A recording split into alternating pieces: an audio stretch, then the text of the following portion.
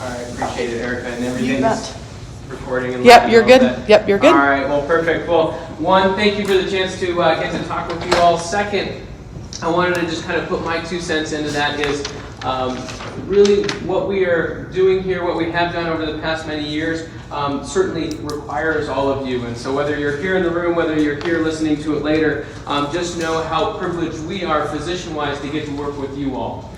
We could not do what we do without you guys. And I repeat this actually often to other providers because, as you know, we get acute leukemics from all over the state.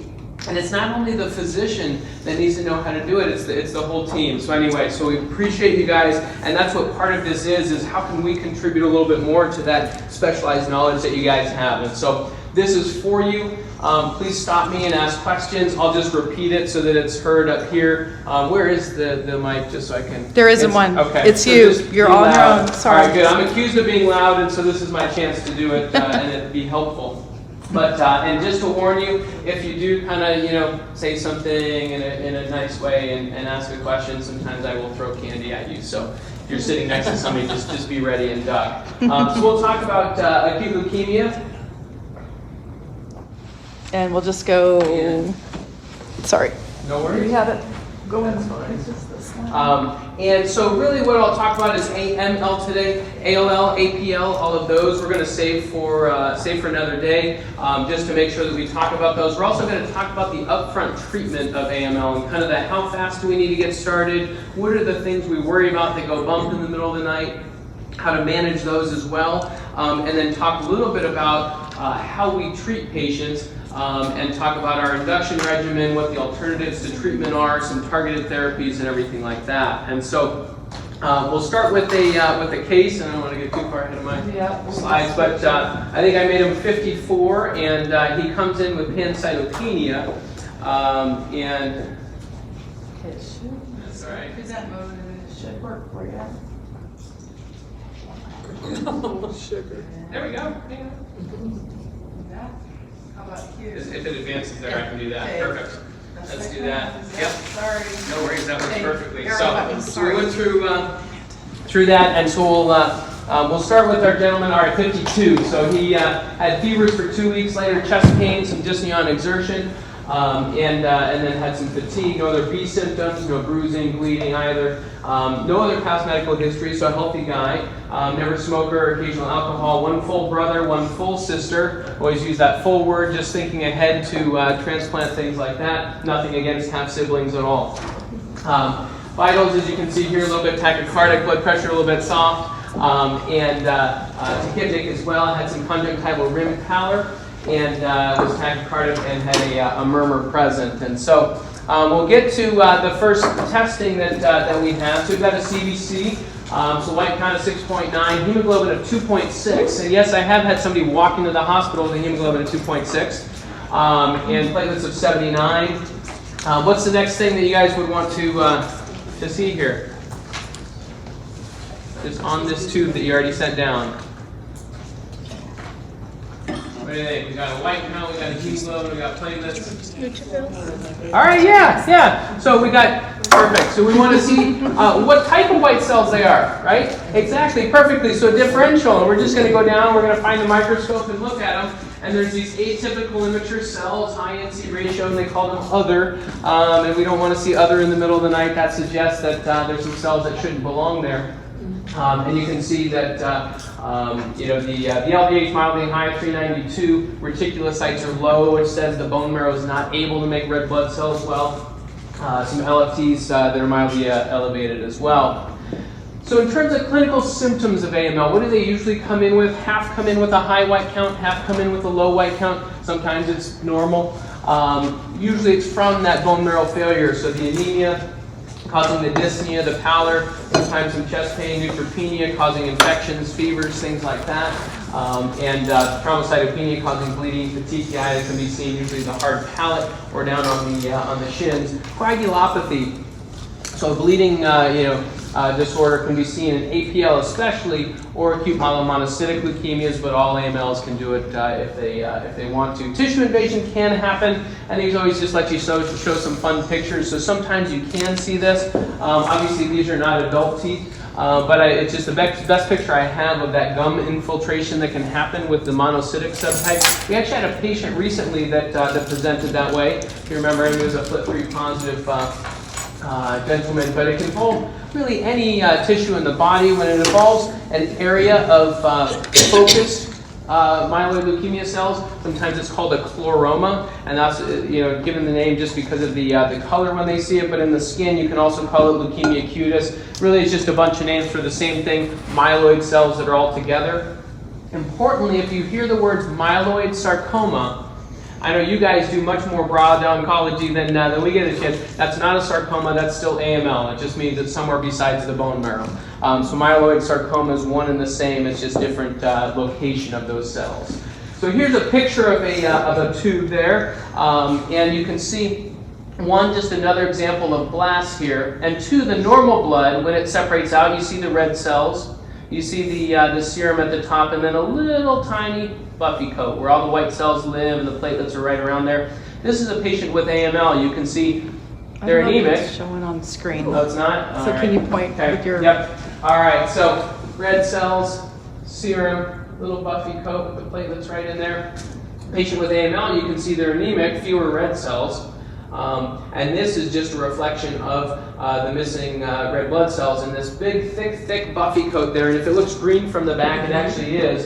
And that's from the myeloperoxidase that they make that gives it that color. And so when somebody presents with a lot of circulating blasts, you can see some lab abnormalities that are true and some that are just a function of all of those cells in the tube as it goes down to the labs and sits there.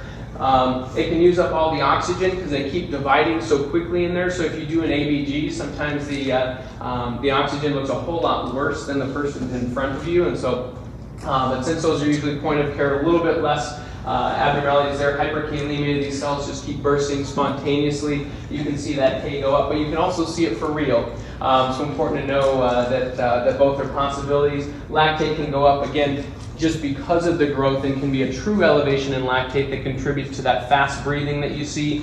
100% oxygen, but they're breathing 30, 40 times a minute. The most recent gentleman we had, that white count of 300, 400,000 that showed up, I think, at 1535, was breathing really quickly, for that reason as well. So this is what it can look like in a tube. And so what do we do right when somebody comes in? What are the things we're worried about? What are the things we want to kind of check off? Divide them into a couple categories. One, we want to talk to them. Always good to get the history. All right, have you had prior chemotherapy? What other medical conditions do you have? We get that CBC, and it was astutely noted. We want to get the differential and then look at the smear. And really, that's all that's needed oftentimes to make a diagnosis of acute leukemia. You can't say AML, ALL in most cases, but you can say this is acute leukemia, this is a blast, there's too many in the bloodstream, and that's all it takes, which means in the middle of the night, you can make this diagnosis in about 5 minutes. You walk down to the lab, you look at the scope, you say there are a lot of blasts, and that's done. They have an acute leukemia. We'll just get all of the other information for that down the line next decision making. So we want to check on their chemistries, liver test, the uric acid, get ready to transfuse them with a type and screen. And then one that can be easy to forget is the coagulation parameters.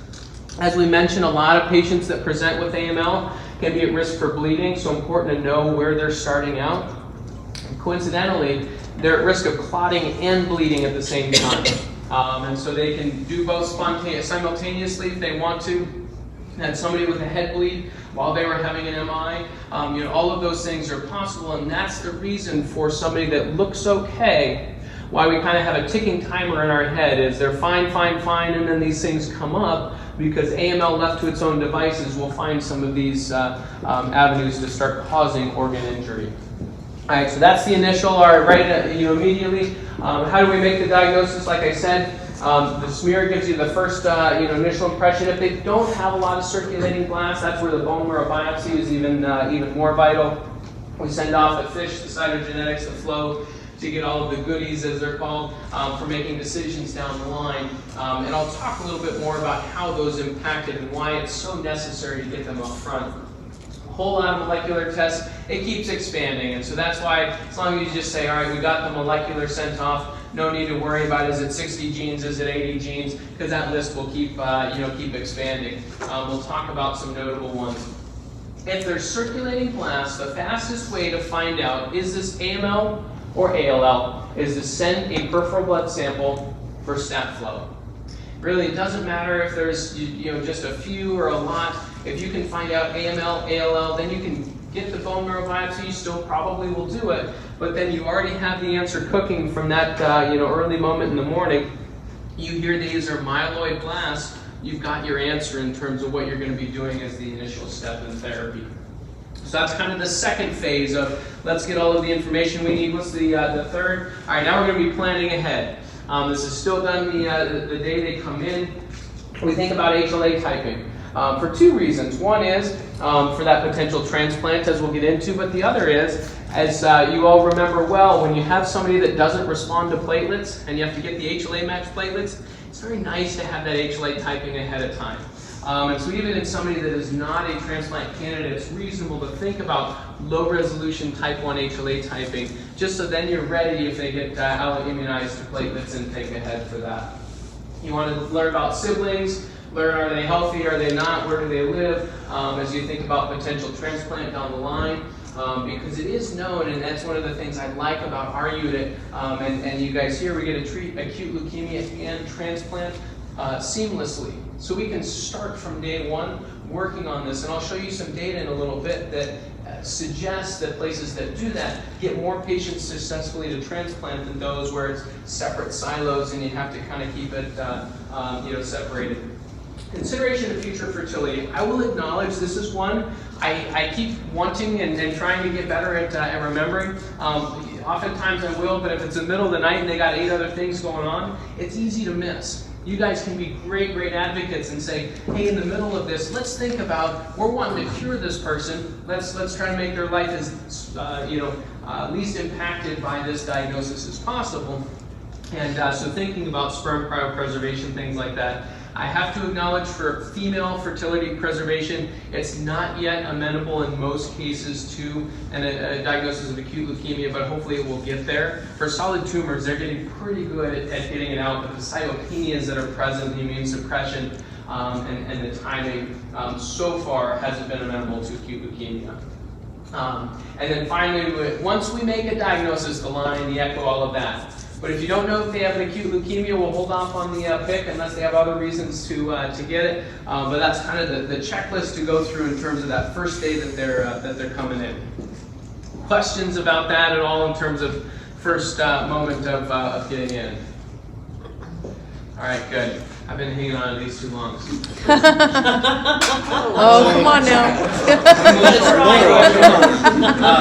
So, we're going to talk about differentiating AML and ALL. Again, talk about AML, later. So rarely you can see our rod. So I just wanted to show a picture of one. It's a pink little line.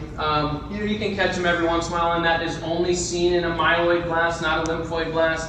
I find that they're invoked much more than they're seen, but that's all right. Flow cytometry is really how you can do it. If anybody's interested, I've got a list of all the CD markers and how you differentiate it, but I omitted it for sake of time and lack of going into CD markers.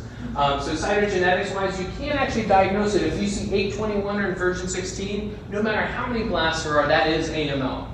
So that's the one instance where you can make a diagnosis of AML without seeing over 20% blasts. Otherwise, you need that 20% blast marker. All right, so here's the things that go bump in the night. These are the things that kind of keep us all awake at night or during the day. And so when is acute leukemia an immediate emergency? So one is leukostasis. And most of the time, and some of this has to do with the timeline in terms of starting chemotherapy versus leukapheresis, and the other is which one treats the problem and which one just kind of temporizes. It is a big reason why I'm a bit more of a fan of starting chemotherapy, at least historically here. We have the ability to do leukapheresis if we need to, but that buys you a certain segment of time and may only benefit a subset of the complications that can occur with an acute leukemia. So both are options. In terms of who can get it, Myeloid blast count over 50 to 100,000. This is not the total white count. So if they're a white count of 100, but they're 20% blast, they probably won't be having a lot of leukostasis. Now, if they have white count of 70,000, all of its blast, that's the patient that could start getting into the neurologic pulmonary symptoms of leukostasis. Lymphoid blasts are less sticky, so you need over 400,000 usually of those. CLL, CML, unlikely to do that. So if you see somebody that's likely to be a CML patient, white count 600,000, oftentimes they're feeling well. Now when you start getting up in the 600,000s, they can sometimes have it, but less commonly. So, one thing to remember, if somebody is in these ranges, red cells add viscosity to the blood. Viscosity from, the blood's changing from water to kind of maple syrup. So if you add more viscosity to it and make it thicker, it can make the lung symptoms, the neurologic symptoms, worse. And so generally we try to avoid the red cell transfusion in somebody where we think they've got some leukostasis or are at risk for it, until we start seeing that blast count come down. As long as they aren't, actively bleeding, things like that, then you have to just, put it in anyway and keep trying to balance it for the patient in front of you. So, important to remember that platelets do not have that similar type of, osmotic, impact on the viscosity, and so that's more, feasible to do. Similarly, plasma, cryo, all of those, fine to transfuse, so you can still treat DIC even in somebody with leukostasis. So we talked about, DIC, briefly can present with that as well. Really, really aggressive at getting that product in. Once you have one where every 6 hours you're putting more in, you remember it well. And this is, especially for APL, it's that first night, first couple days. If you get them through that bleeding risk, over 97% of them are cured. And really that's the difference between, a center of, where acute leukemia is specialized, as you all are, versus one that is not, is how many of those patients can you get through the first night? And yeah, it takes a whole lot. It takes a great blood bank, which we have here as well. I was telling them earlier today. We have, expertise in a blood bank not seen in most other places around here. And so working with those colleagues and getting the products in is great.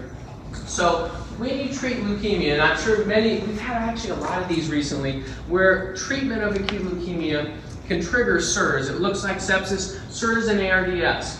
I actually remember somebody so well, secondary AML, this was up in Seattle, history of breast cancer, was really, really nervous about chemotherapy. Said, hey, we got to started it, and by the morning was on 3 pressors. Never grew out anything from cultures. But that's how inflammatory these cells can be. And so just know, hey, that's something to anticipate, especially when starting chemotherapy on somebody that has a lot of circulating disease. That ARDS is the other one, so if somebody's already on oxygen, I actually tell patients when we're starting chemotherapy, hey, we may need to intubate you. I don't expect that it's going to be a long time. I hope that we don't. But those are the things to know that up front could be a possibility. And if we wait and say, well, let's try to get the oxygen all the way better first, oftentimes it just makes it more likely that once you start the therapy, they'll have that problem because the disease will continue to grow. And that's the challenge, is sometimes you just have to, to go for it and give that best chance to get out of it. Tumor lysis syndrome, I wanted to talk about briefly as well. So tumor lysis syndrome, I'm sure you're all familiar, is when contents of the cells are released into the bloodstream, the purines contributing to the uric acid, phosphate, potassium, all of those. The things we worry about, uric acid can cause crystals in the kidneys and cause renal injury. The second is the calcium and phosphate can precipitate, and then the potassium, obviously high potassium can lead to arrhythmias and things like that. So high-risk features, I listed them all and said, yes, this can happen in other diseases, just since I know you guys see those as well. Big tumors, high LDH, white count over 25,000, pre-existing renal failure, those are the things that can contribute. Here's the official diagnostic criteria. I wouldn't worry about remembering these too much. Just think, all right, high K, high phos, low calcium as contributors to it, and then the uric acid. Nice little picture of a cell releasing its contents there. So, so we give a whole lot of fluid. We want to have them peeing 80 to 100 mils per hour, and so that's why we really get them, hydrated up if they've got a significant risk of tumor lysis. Put them on allopurinol to help prevent that. In terms of the electrolyte abnormalities, oftentimes these are the ones where we'll say if somebody's at really, really high risk, hey, let's not do the automated electrolyte replacement, potassium, phos, and things like that. Why? Because certainly if we're putting potassium in because they came in, they haven't been eating it forever, and all of a sudden we start lysing all of this, we can end up a little bit behind in terms of too much potassium. Similarly, the calcium is really the other one that, that can be problematic because calcium will go down with tumor lysis. But if we have a lot of phosphorus around, a lot of phosphate, and you put in calcium and you start raising both of those, what do calcium and phosphate make? They essentially make bone. And so if you make bone in your blood vessels, that causes a lot of trouble, especially renal perfusion and things like that. And so we talk about a calcium phosphate product. It's easier than it sounds. You just multiply the two numbers together. If you start getting around 60, then that's a patient where they're more likely to start having trouble with that. We need to get that phos down. Phosphate binders, be cautious about how much calcium is going in. Sometimes need to dialyze them for that phosphate, things like that. Alkalinizing the urine. I always like to mention it because it's something that comes up as a question and historically has been done. It can make uric acid more soluble and help to get it out of the body, and that's why historically it was done. But it makes calcium and phosphate precipitate more. So in this day and age, with our good friend raspuricase, which I'll talk about on the next slide, I have never used it in the past, I think 6-7 years, at alkalinizing the urine in somebody with tumor lysis. And so really, I would rather use raspuricase and not have the calcium phos come up as a symptom, as a problem. So let's talk about the meds that we use in the treatment. And so importantly, allopurinol blocks production of uric acid, whereas raspuricase helps to transform it to allantoin. And I've got a nice picture of a Dalmatian here. One, because dogs are just great, but also because dogs and humans are the only ones that don't have urate oxidase. So Dalmatians can get gout, humans can get gout, and now there's another reason to love Dalmatians. But that's what raspuricase does, is it replaces that enzyme so it can just turn into something that's soluble and be excreted. So the question comes up a lot, all right, do you then stop the allopurinol so more can go here and then you can turn it into allantoin?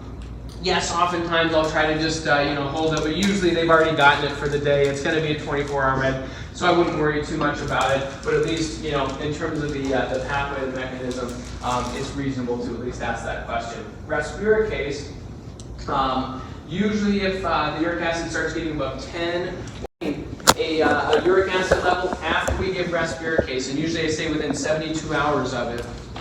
It needs to be this special raspuricase uric acid. And the reason why is this is an enzyme, it's urate oxidase, and it will continue to chew up uric acid in the tube. So if we send it down, it sits there for a number of hours, and then they run it, it'll come back at 0, and we'll say, woo, we're great. No problem at all, but it doesn't reflect what's going on in the patient. And so that's why it needs to be sent down, kept in ice, run within 4 hours, chilled heparin tube, and all of that to make sure we're getting an accurate assessment of that. All right, I'll get into how soon to treat the others. Any question about the immediate complications, leukapheresis, bleeding, tumor lysis, anything like that? Oh, I didn't hear you ask about, can I have some M&Ms? So that's fine. Perfect. So how soon do we need to treat them? So we talked about the immediate emergencies. If they don't have one of those, how much time do we have? Mikhail Sekris and colleagues at Cleveland Clinic did this study in 2009, and they just looked back and said, all right, what do we see in terms of early treatment-related mortality in patients with AML? And they found that in patients over 60, they didn't really see much change in that early mortality as long as they got that treatment started within 5 days. And this includes the outside the hospital time, inside the hospital time. As you know, sometimes it takes a while to get them to attention. But in younger, they didn't see that at all. And basically, the sooner the better, and it continued to go down, probably related to a couple of things. One is A 60-year-old is more likely to need some consideration on, all right, are they strong enough to go ahead with induction? They need that echo, they need some other stuff done. Let's see how good a candidate you are. But also they present usually with less proliferative disease. It's the young patients usually where it's blasting off, things like that. The older patient most of the time, or more often, will have underlying MDS or some other process, and it's a less fast-moving disease. But in the meantime, central line, echo, let's find out about all that data. So there's probably a little bit of time, enough time certainly to get the diagnostic information and things like that, as long as none of those immediate emergencies are there. But in a patient under 60, the sooner the better. So let's talk about this course. So day 1, so as you know, we talked about which day of chemotherapy they are, and I just said there's only a day 0 in transplant, but in chemotherapy there is not. So that's the one distinction. And so the reason that we talk about that all the time is it helps us know how far they are from chemotherapy, to know what do I expect in their blood counts, when do I expect them to come back up, what complications usually come up, and then when should we look in the bone marrow. And you've probably seen this up on the board. I did my best to electronically reproduce it.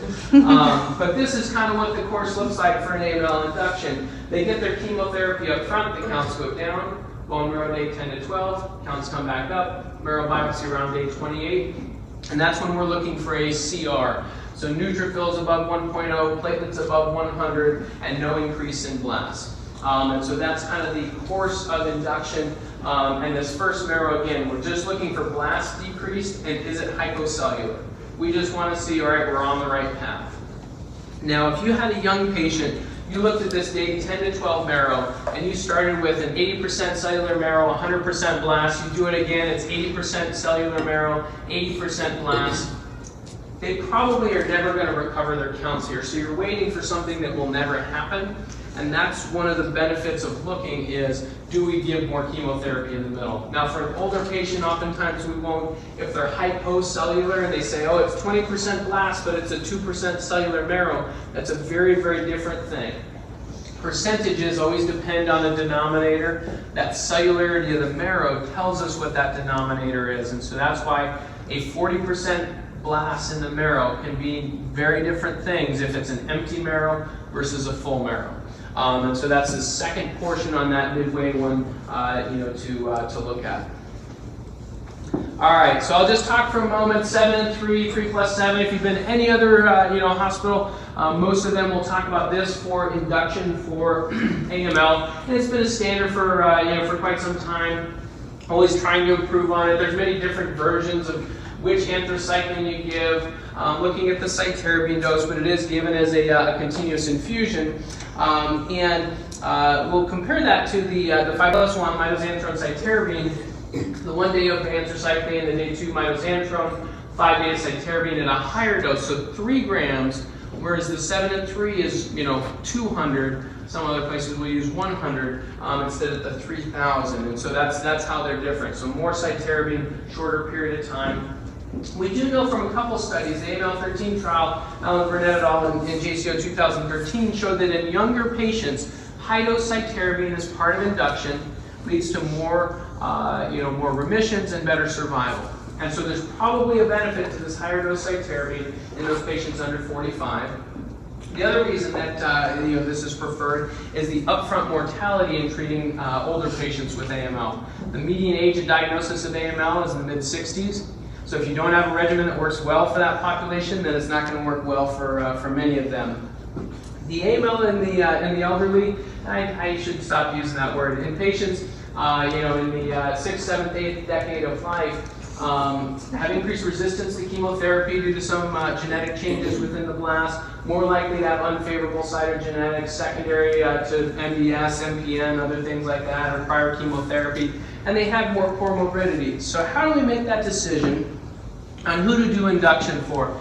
This is a study from Fred Applebaum in 2006 that looked at all of the SWOG trials that have been done and said by decade, what's the rate of mortality from induction at 30 days. So this is just the first month. This is thinking of people in the hospital.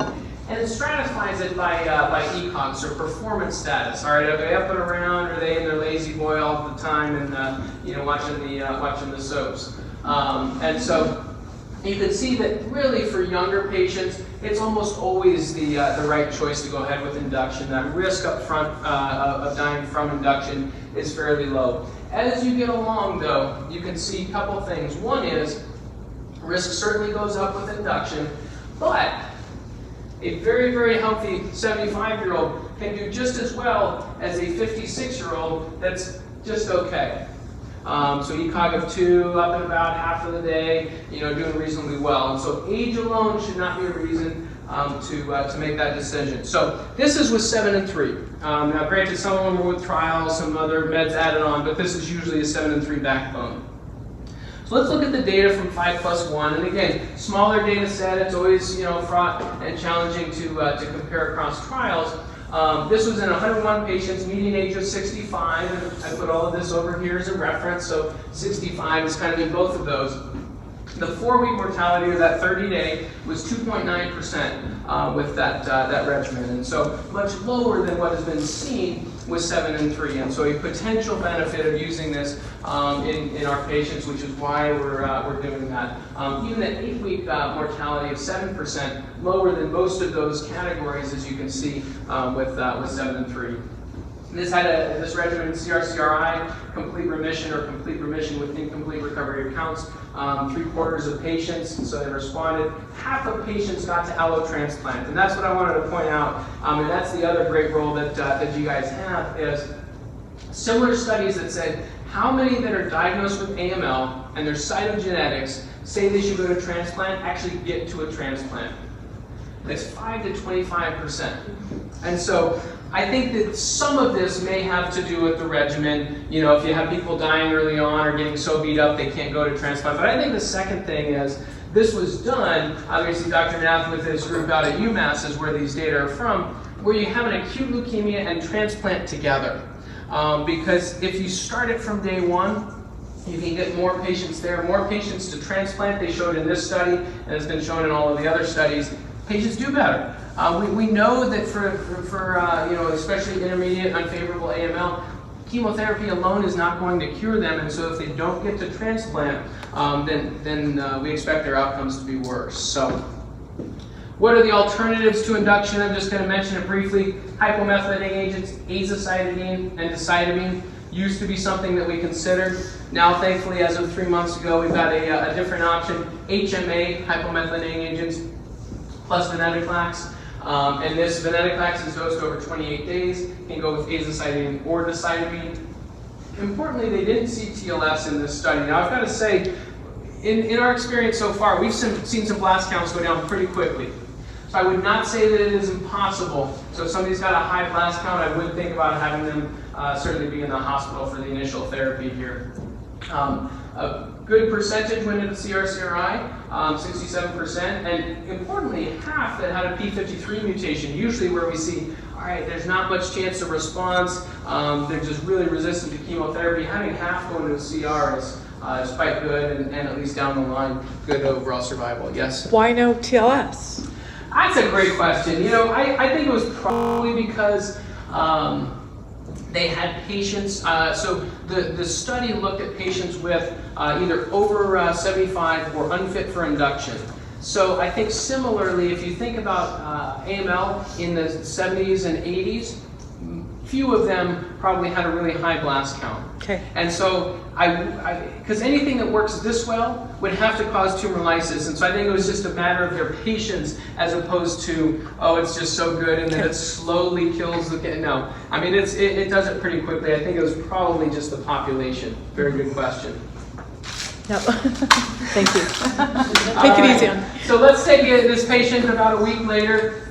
We start getting some of these goodies back. Conversion 16 by FISH, converted by cytogenetics. c-KIT is negative. We got FLT3, NPM1, and SEPA that are negative. So what?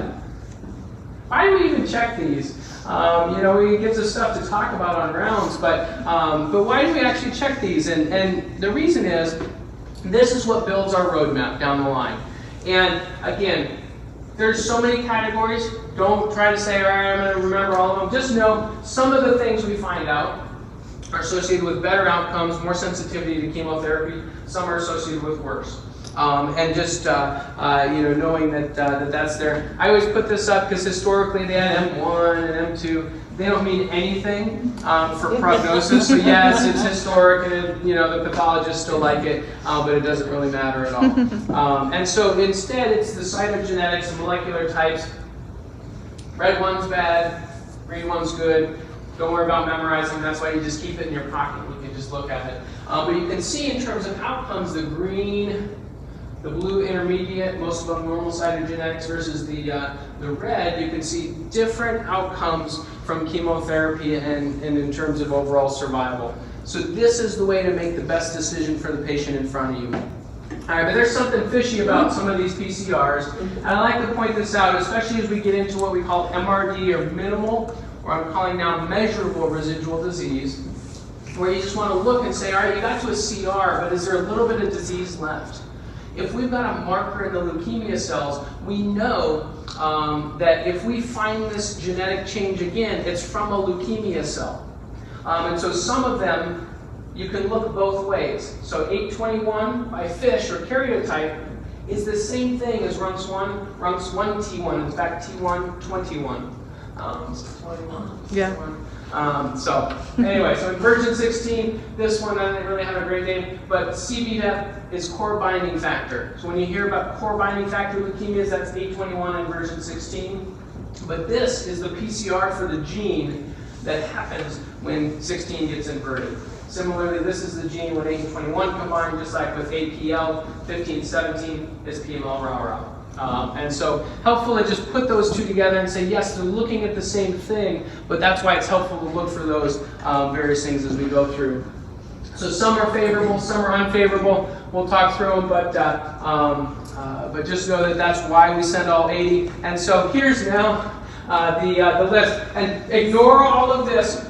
I just want you to look at this. 3% have no drivers, which means most of the time we can find some genes in there, and that's why we're looking for all of these things and trying to put them into categories. There's a lot of them now. Sometimes we have targets, midostaurin for FLT3, enasidenib, IDH2, venetoclax, BH3 mimetic is how it works, but as I showed you before, it's good across the board for AML. Ivosidenib for IDH1, and then we'll talk about our IOMAP as well. But so if you have normal chromosomes, then the moleculars make a bigger difference.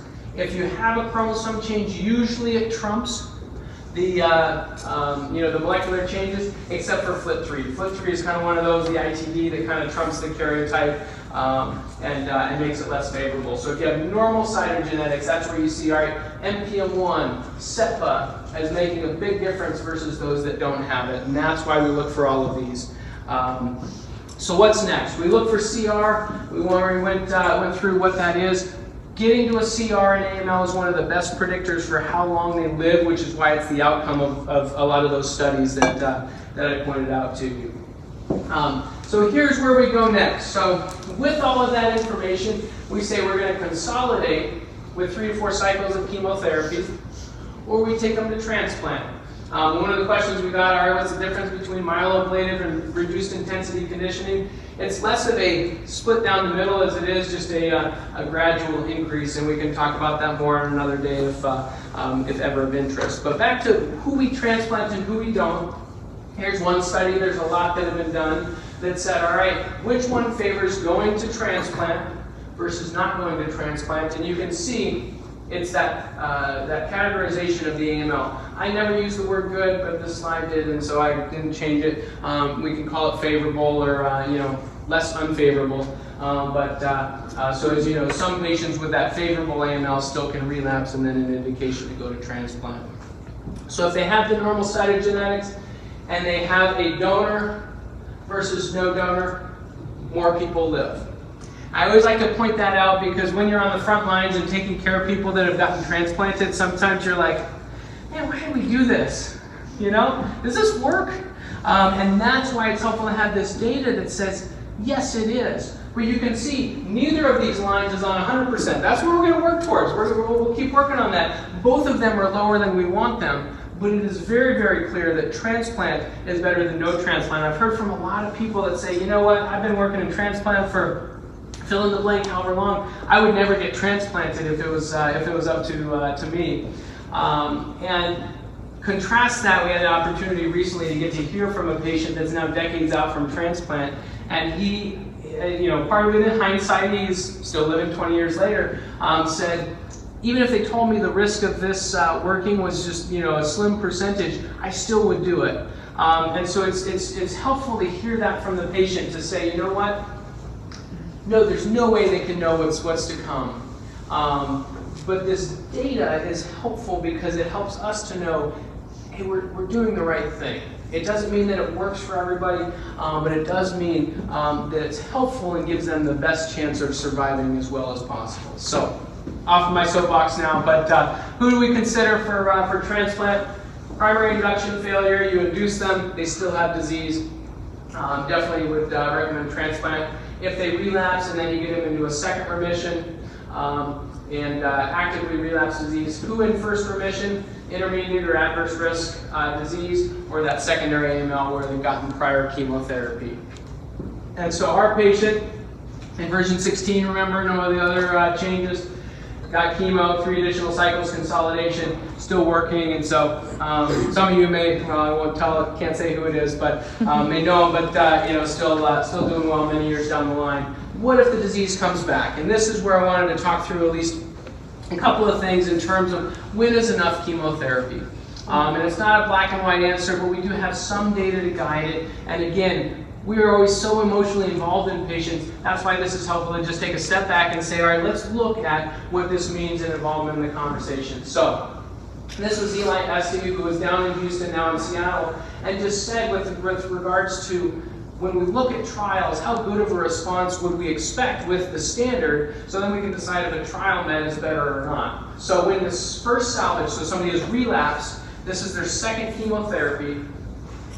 They looked at some people that got conventional therapy, some that got investigational, CR rate about 23%. Now these are old, 1996. Thankfully we've got better medicines now, and so these numbers are better, but it helps to give at least a little bit of context. Second salvage, 11, 10, 6. You can see that each line of therapy, that likelihood of CR goes down, and so that's one of the things to look at. What else can we look at is how long that remission lasted. If you have a first remission greater than 2 years, you're very likely to go back into CR. And so that patient, no question at all, I would re-induce them, and we're going to still try to get them to a transplant or whatever it is. If their first remission 1 to 2 years, all right, we're still in the 50-50 ballpark. But if their CR was less than a year, or they never got into CR, their first time trying to get another chemotherapy for that, we're down to 14%. If the remission lasted less than a year, and it's a second to fourth salvage, and this is 58 patients, 96 cycles of therapy, none of them got to a CR. Again, better medicines that we have now. It doesn't mean that you can't do something if they've got a target or something like that, but I think it's helpful for that conversation to say, okay, should we blast this person in fourth relapse with, you can always find more chemotherapy. There's always another regimen. I put this guy up here, and some argue whether he came up with the quote or not, but that insanity, doing the same thing and expecting different results. This is helpful data for just saying, all right, when is it time for this 30-year-old that otherwise is so doggone healthy and they've got this family and you just wanted to find something, but to inform that decision-making for them as well. Again, thankfully, clinical trials and different agents I think are reasonable to consider, but just another line of standard chemotherapy I don't think gets us where we want to go.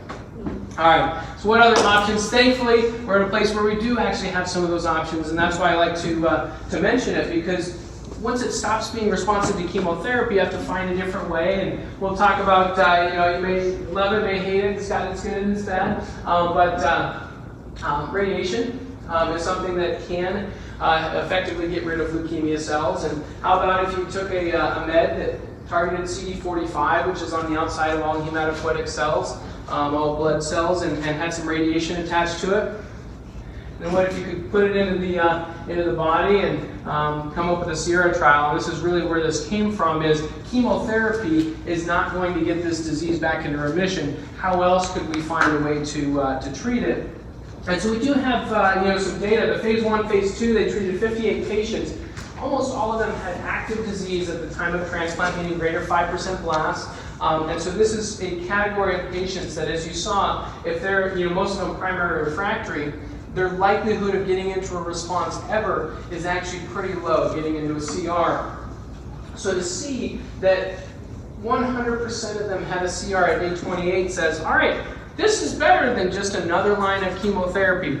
So again, these curves are not 100%. And so we see some patients that get it and they still don't have response, or they receive it, still don't have the outcome we want, but is better certainly than, well, let's just give another chemotherapy regimen for the third time and expect different results. In terms of 100-day mortality, 14% within reason for an allo transplant. You can look at the causes there, and that's what led to it being done in the phase 3 trial. And I just always like to point this out because, again, I'll say it again, I started with it, I'm going to finish with it. You are a select group of individuals. There are things that we get to do here that many, many places don't, and so thank you, because if you guys weren't committed and dedicated to this, we couldn't.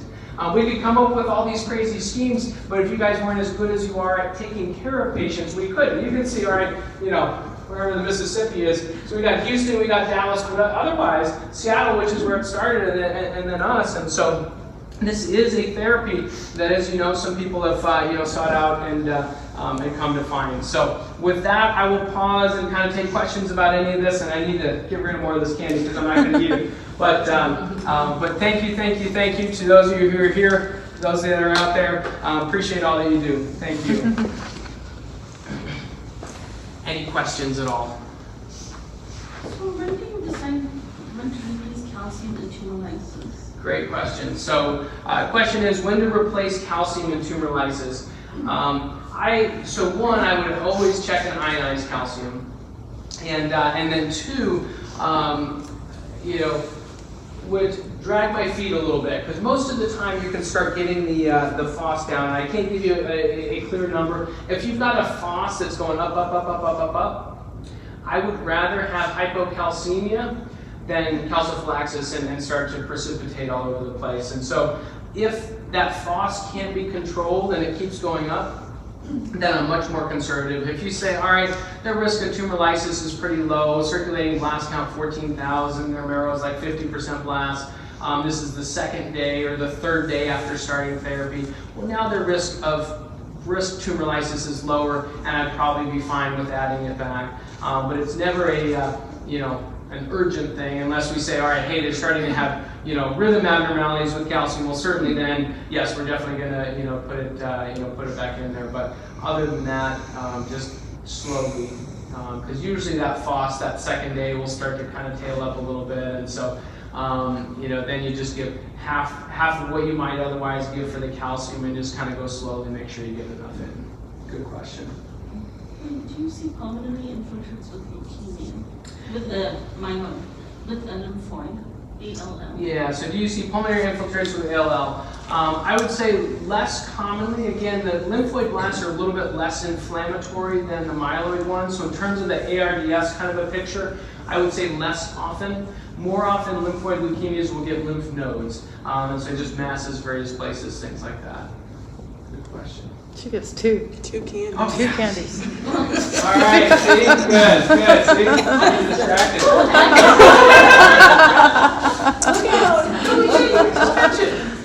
Go! Be brave! Wake up! Oh, sorry, I didn't know if you were asking questions. I'm good. I was just curious, when you've done like a transplant, the patient's relapsing and afterwards, we had a patient, she was actually on her third one. Like, when do you stop doing transplants, or like is mortality greater the more you do, or is outcomes worse the more times you've relapsed after transplant? Great question. The question was, all right, when do you stop doing transplants? And I've got to say that patient we did the third transplant on, I had not previously done a third transplant. Second ones, the outcomes are lower with the second one, and then when you get to a third. The reason that I was open to considering a third is because we had another reason to think it could be more helpful. And the reason for her was, and that's why it's great to see all these advances, she was not previously known to have any mutations, but on biopsy, once we finally started to follow her at our center, biopsied, she had a lesion on the arm, had an IDH1 mutation. And her case, actually, if you remember it, it was December of 17. She had extramedullary disease, gotten radiated, doing okay, and then all of a sudden had marrow-based disease, and it was just full. We gave some HiDAC, high-dose cytarabine, and her day 12 marrow was just full. 80% blast, 80% cellular. It was right before Christmas, and so we said, all right, let's at least get her out of the hospital because we didn't expect her to live long. But in the process, even though it wasn't yet FDA approved, I had worked with the company. We got her the med and said, all right, hey, start on this. 2 weeks later, she's got normal counts. We do a marrow and shows no disease, and said, and now thankfully, about 15 months out from that transplant, which is actually even longer than from her second transplant. And so she's been on this IDH1 inhibitor the whole time, but has gotten to do some trips, things like that. So for me, it has to do with, back to Einstein, all right, do we have a reason that this is going to be different this time?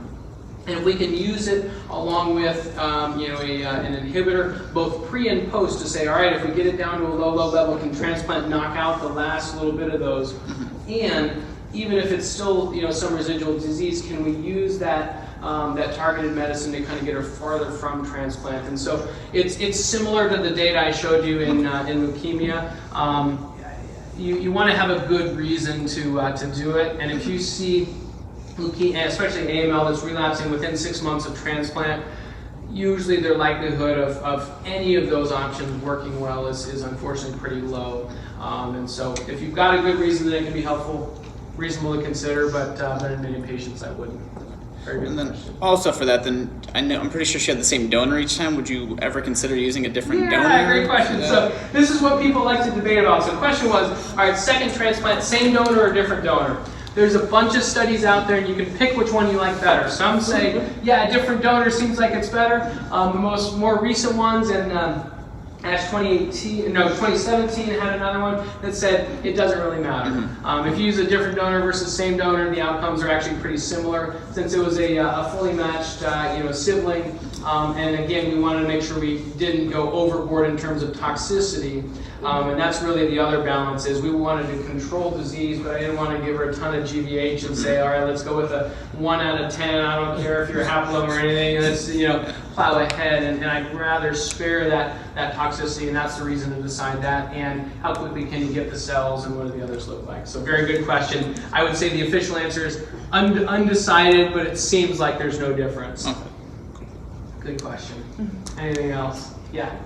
The mortality rates that you presented for 7+3 and 5+1, Yeah. do those include things like infections?